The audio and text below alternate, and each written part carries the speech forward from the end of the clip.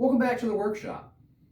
What I want to show you in this video as we continue building our dresser is the mirror. So we're going to take a 30 by 36 inch mirror, a frameless beveled one, and we're going to insert it into this wooden frame we're going to make. Now the frame itself we're also going to attach to the dresser, so that way we can unattach it or attach it. And this is all going to be made out of oak. I've got some 3/4 inch oak roughly cut out here. And then we're going to run this through the router table using the same router bits we used to make each of the drawer faces. But instead we'll have the mirror in there. And then we're going to use some scrap butcher block to create a cap on this. So let's get started by trimming these out on the router table.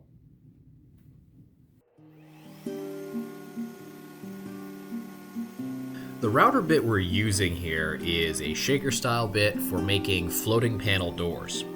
However, we're not going to have this mirror be a floating panel.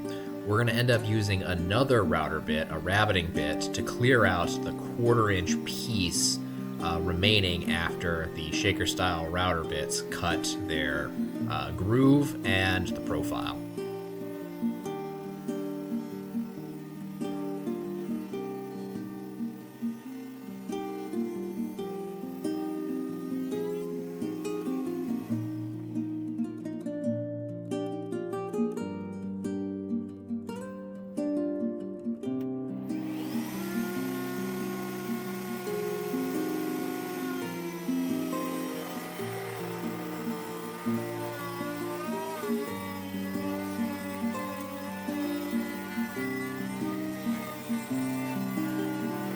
Here you can see the remaining 1/4 inch piece that we're going to cut out with a rabbiting bit, but first we're going to test fit all of this together to make sure that the rails and stiles fit together snugly around the mirror. Okay, so what we've done is we've actually routed out everything with the router bits, and we've done kind of a test fit with the mirror in the frame, and it fit perfectly. I didn't think I was going to get it on the first try, but my measurements ended up being almost exact. Really happy with how that turned out. Usually there's always that little like 1/16th or maybe a 1/4 inch extra you have to trim. I always try and make things longer just in case I need to trim it back, because you can always cut more off. You can't really add any back on. But this ended up being absolutely perfect. So what we're going to do next is we're actually going to make a piece of, we're going to take a piece of casing, so that you usually use for trim work around your house, and we're going to add a decorative piece here on the bottom, and then we're going to take our piece of butcher block that we have back here and make a casing on the top, a cap on the top. So what we're going to do to actually have this mirror attached to the frame is we're going to get a piece of hardboard, and we're going to attach the hardboard to the mirror, and then basically use some brackets to hold the mirror onto this frame. That way we can have everything painted nicely, because if you get real close into the mirror, you can actually see where it's reflecting in the little groove here. So we need to make sure that's painted before we assemble everything. And if we left it kind of as is right now, after we painted it, we'd be able to see kind of the raw wood in there. So right now this is just kind of a test fit. The mirror itself will go on at the very conclusion of this build after it's all painted. Okay, we've got our frame for our mirror here, and something you'll notice, so I'm going to zoom in here, is I've created a very deep rabbet here, and this is so the mirror sits on this, and then we'll have a piece of backer board on here, hardboard.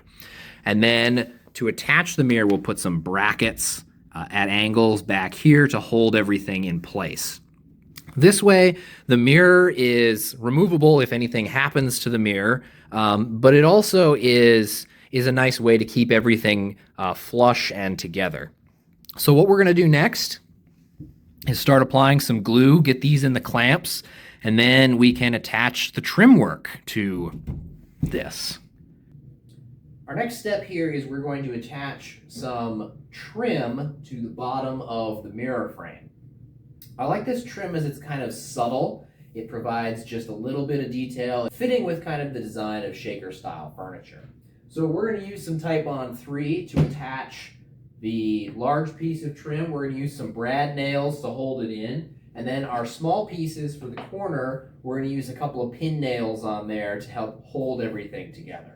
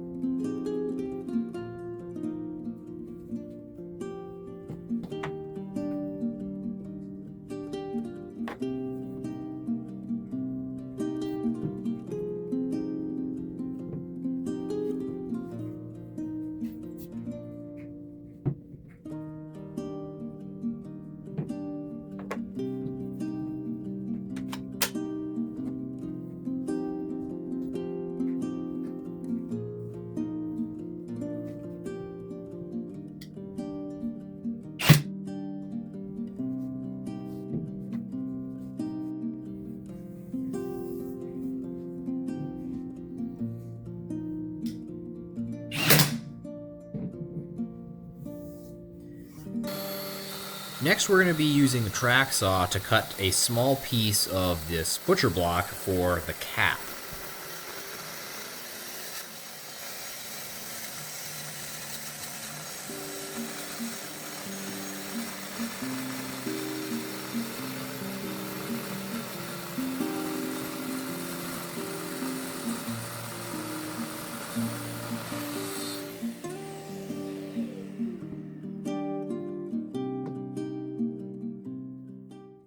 To attach the cap to the top of the mirror frame, I thought a couple of different methods to try, but I think the one that's going to work the best is going to be biscuits.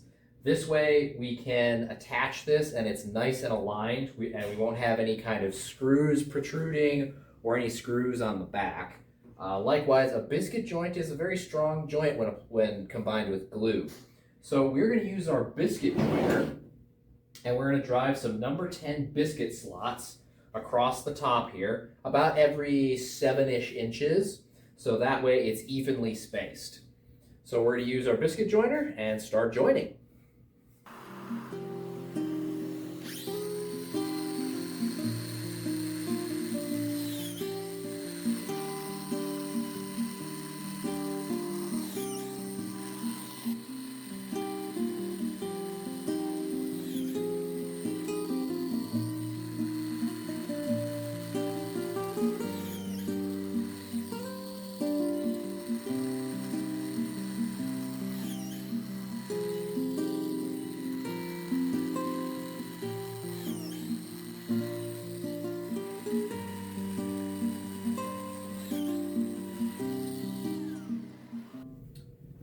So now, let's put the biscuits in the biscuit slots and attach the cap. And we used some number 10 biscuits.